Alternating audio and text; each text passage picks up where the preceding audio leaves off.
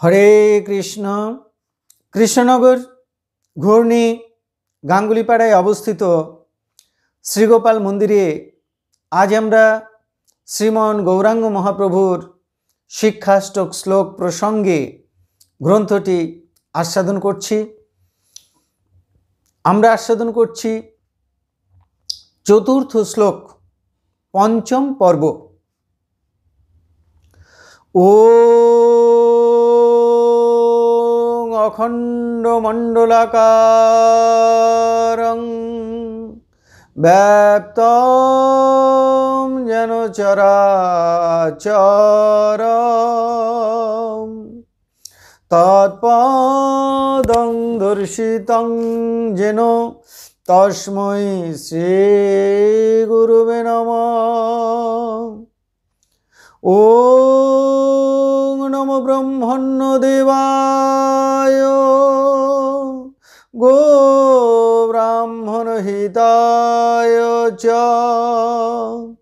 জগদ্ধিতায় কৃষ্ণায় গোবিন্দায় নমো নমঃ।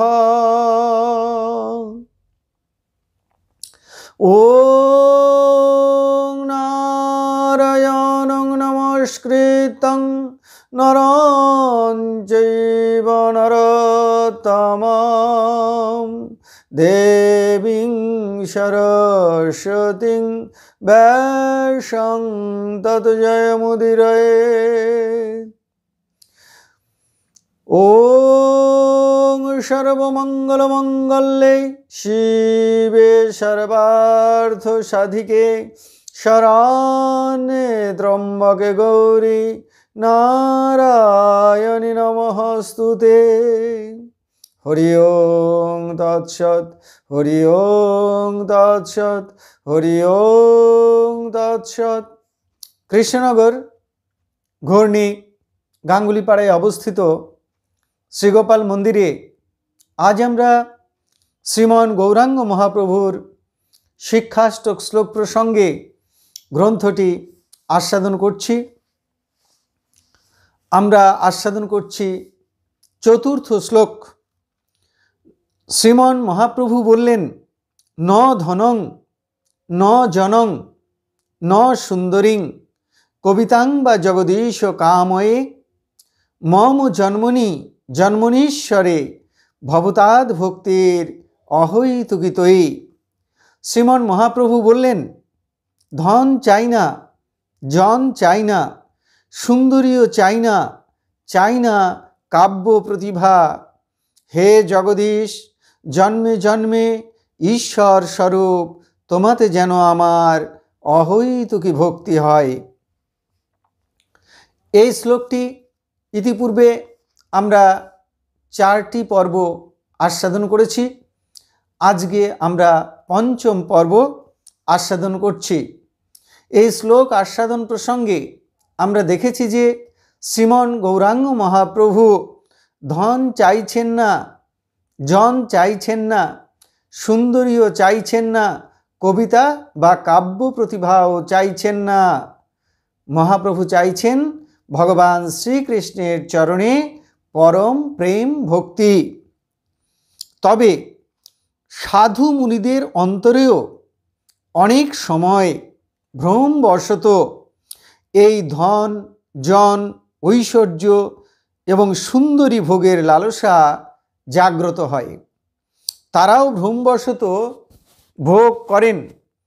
আবার যখন ভুলটি বুঝতে পারেন তখন তারা আবার সেই ত্যাগের পথে, ভক্তির পথে, বৈরাগ্যের পথেই চলতে শুরু করেন।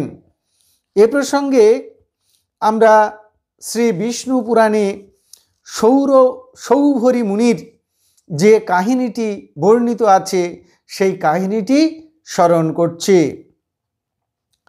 প্রাচীনকালে সৌভরী নামে একজন ঋষি ছিলেন। তিনি জলের মধ্যে থেকে 12 বৎসর কঠোর তপস্যা করেছিলেন এবং সিদ্ধি লাভ করেছিলেন।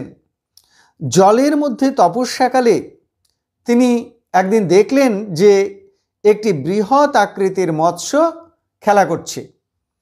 তার সঙ্গে তার অনেক সন্তান সন্ততি রয়েছে। কোনোটি সেই বড় মাছটির পিঠে উঠে খেলা করছে, কোনোটি বা তার মাথায় উঠে খেলা করছে। তা দেখে মুনির মনে মোহ উপস্থিত হলো। মুনি ভাবলেন, আহা, সংসার কত না সুখের জায়গা। স্ত্রী, পুত্র, কন্যা, নাতি নাতনি নিয়ে যারা সংসার করে তাদের কত না আনন্দ। আমার যদি এরকম অনেকগুলি সন্তান সন্ততি থাকতো, আর কেউ যদি কোলে উঠত, কেউ যদি পিঠে উঠত, তবে খুব সুখ হতো। মুনিবর জল থেকে উঠে এলেন। হাঁটতে হাঁটতে তিনি মানধাতা রাজার রাজসভায় উপস্থিত হলেন। মানধাতা অত্যন্ত ধার্মিক রাজা। তিনি ব্যস্ত হয়ে মুনিকে পাদ্য অর্ঘ্য দিয়ে আসনে বসালেন ভক্তিভরে এবং অতিথি সৎকার করলেন। এবারে মুনিবর বললেন, হে রাজন, আমি তোমার নিকটে একটি অভিলাষ নিয়ে এসেছি। আশা করি তুমি আমাকে বিফল মনোরথ করবে না। তুমি নিজে ধার্মিক এবং ধর্মপরায়ণ ককুতস্থের বংশে জন্মগ্রহণ করেছ। তোমার বংশের রাজাদের নিকটে কেউ কিছু প্রার্থনা করে কখনো নিরাশ হয়নি। তাই আমি আশা করি যে তুমিও আমাকে নিরাশ করবে না। মানধাতা করজোড়ে বললেন, আদেশ করুন মুনিবর, আমি আপনার কি সেবা করতে পারি? সৌভরী মুনি বললেন, হে রাজন, তোমার গৃহে 50টি যুবতী কন্যা আছে। তুমি তাদের চিরদিন তোমার গৃহে তো রাখতে পারবে না, অবশ্যই তাদের বিয়ে দেবে। তো তোমার একটি কন্যা আমাকে দান করো। আমার অন্তরে সংসার করবার বাসনা জেগেছে। ঋষির প্রার্থনা শুনে রাজামশাই অত্যন্ত বিমর্ষ হয়ে পড়লেন। রাজামশাই ভাবতে লাগলেন, এই ঋষিমশাই অতি বৃদ্ধ, জরাতুর, পক্ষকেশ। আমার কন্যারা সকলে সুন্দরী এবং যুবতী। এই বৃদ্ধের হাতে কেমন করে আমার কন্যাকে তুলে দিতে পারি? আবার ভাবলেন, ঋষিমশাই তপসিদ্ধ, ওনাকে যদি আমি নিরাশ করি তাহলে উনি অভিশাপ দিতে পারেন। এখন আমি কি করি? রাজামশাই ঋষিবরকে বললেন, ঋষিবর, আপনি কিছু সময় অপেক্ষা করুন, আমি আমার কর্তব্য স্থির করি। ঋষিমশাই রাজার চিন্তার কারণটি অনুধাবন করলেন। ঋষিমশাই বললেন, হে রাজন, আপনি এক কাজ করুন, আপনি আমাকে অন্দরমহলে যেতে দিন। আপনার কন্যাগণের মধ্যে কেউ যদি স্বেচ্ছায় আমাকে বিয়ে করতে রাজি হয় তাহলে সেই কন্যাটিকে আপনি আমাকে দান করবেন। আর যদি কেউ রাজি না হয় তাহলে আমি জোর করে বিয়ে করব না, আমি আমার আশ্রমে ফিরে যাব। রাজামশাই হাঁপ ছেড়ে বাঁচলেন। ঋষিমশাইকে অন্দরমহলে যাবার অনুমতি দেওয়া হলো। এখন ঋষিমশাই ভাবছেন, আমি বৃদ্ধ হয়েছি, জরাজীর্ণ দেহ, এই বেশে রাজকন্যাদের সম্মুখে গেলে তারা আমাকে গ্রহণ করবেন না। মুহূর্তের মধ্যে যোগ বলে তিনি অতি সুন্দর যুবক দেহ ধারণ করলেন এবং অন্দরমহলে প্রবেশ করলেন। ঋষিমশাইয়ের তপসিদ্ধ সুন্দর দেহ এবং নবীন যৌবন দর্শন করে রাজামশাইয়ের 50টি কন্যাই মুগ্ধ হলো। তারা কেউ তার হাত ধরল, কেউ তার পা ধরল, সকলেই বলতে লাগলো, এই ঋষিমশাই একমাত্র আমারই বর হবার যোগ্য। কেউ বলল, বিধি আমার জন্যই এই ঋষিমশাইকে পাঠিয়েছেন। অন্দরমহলে ভীষণ কোলাহল সৃষ্টি হলো। কোলাহল শুনে রাজামশাই অন্দরমহলে প্রবেশ করলেন। সমস্ত দৃশ্য দেখে রাজামশাই অবাক হলেন। রাজামশাই 50টি কন্যার সঙ্গেই ঋষিমশাইয়ের বিয়ে দিয়ে দিলেন। ঋষিমশাই 50টি স্ত্রীকে নিয়ে নিজের আশ্রমে গমন করলেন। তিনি যোগ বলে দেবশিল্পী বিশ্বকর্মাকে আহ্বান করলেন। দেবশিল্পী বিশ্বকর্মাকে দিয়ে 50টি স্ত্রীর জন্য 50টি অট্টালিকা তৈরি করলেন। প্রত্যেক অট্টালিকার সম্মুখে একটি সুন্দর উদ্যান, একটি সুন্দর সরোবর। উদ্যানে সুন্দর সুন্দর ফুলের গাছ, সুন্দর সুন্দর ফলের গাছ, তাতে ডাকছে পাখি। সরোবরে হংস কারণ্ডব খেলা করছে। প্রত্যেক গৃহে অসংখ্য দাসদাসী এবং সুন্দর সুন্দর ভোজ্য এবং পানীয় আর সুন্দর সুন্দর শয্যা। ঋষিমশাই মনের সুখে সংসার করতে লাগলেন। কিছুদিন পর মান্ধাতা এলেন কন্যাদের দেখতে, তারা কেমন আছে ঋষির সংসারে। রাজামশাই প্রথম কন্যার গৃহে প্রবেশ করলেন। তাকে জিজ্ঞাসা করলেন, মা, তোমরা স্বামীর সংসারে সুখে আছো তো? কন্যা উত্তর করলেন, পিতা, তোমার জামাই আমাকে খুব সুখে রেখেছে। খাওয়া, পরা, বিলাস, বেসন কোনো কিছুরই অভাব নেই। তবে পিতা, আমার একটি মাত্র দুঃখ আছে। তোমার জামাই শুধু আমাকেই বেশি ভালোবাসেন, সারা দিনরাত শুধু আমার গৃহেই থাকেন, আর কোনো ভগ্নীর গৃহে যান না। রাজামশাই এভাবে একে একে প্রতিটি কন্যার গৃহে প্রবেশ করলেন এবং তাদের কুশল জিজ্ঞাসা করলেন। প্রত্যেক কন্যাই প্রথম কন্যার মতো একই রকম উত্তর দান করল। রাজামশাই ঋষির যোগ প্রভাব দেখে মুগ্ধ হলেন। ঋষিমশাই সুদীর্ঘ কাল ধরে সংসার করতে লাগলেন।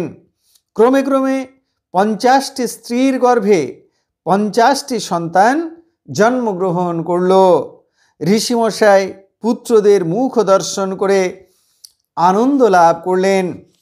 তাদের কোলে পিঠে নিয়ে আদর করে সুখ অনুভব করলেন।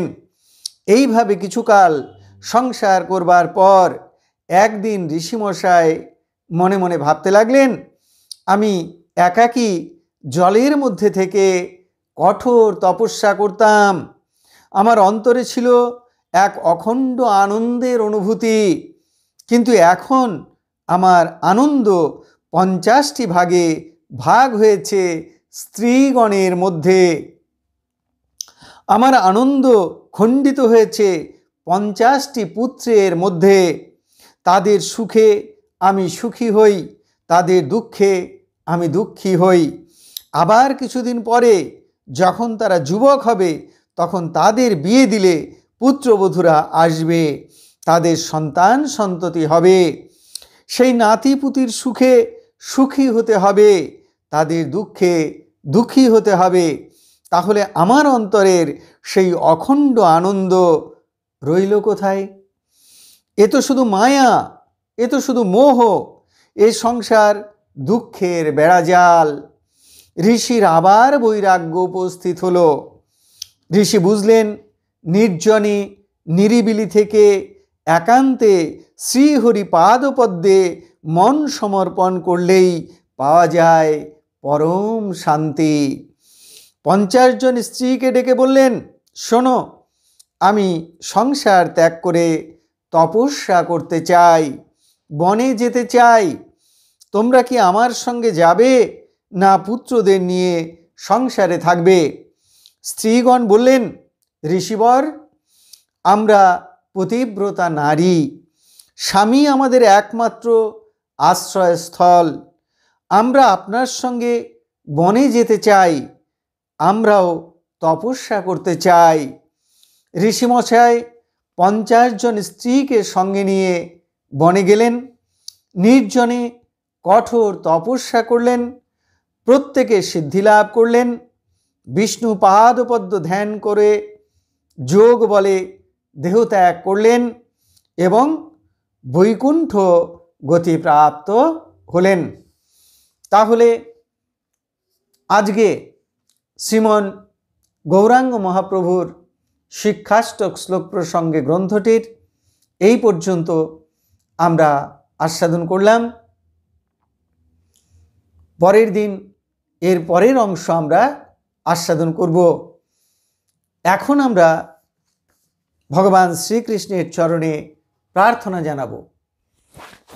হে কৃষ্ণ কৃপা সিন্ধু, এই নাও তুমি আমার দেহ, এই নাও তুমি আমার মন, এই নাও তুমি আমার প্রাণ, এই নাও তুমি আমার আত্মা, এই নাও তুমি আমার জীবন যৌবন যথা সর্বস্ব। হে কৃষ্ণ কৃপা সিন্ধু,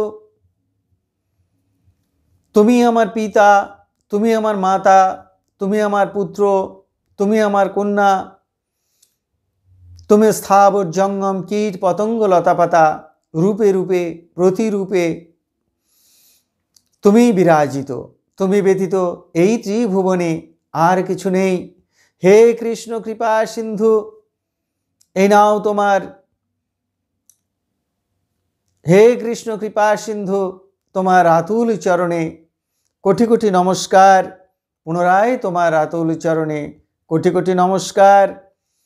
তুমি আমাদের শুদ্ধা ভক্তি দাও, ব্রহ্ম জ্ঞান দাও, সকলের কল্যাণ করো, সকলের মঙ্গল করো। আপনারা সকলে ভালো থাকুন, সুস্থ থাকুন, আনন্দে থাকুন। জয় মহাপ্রভু।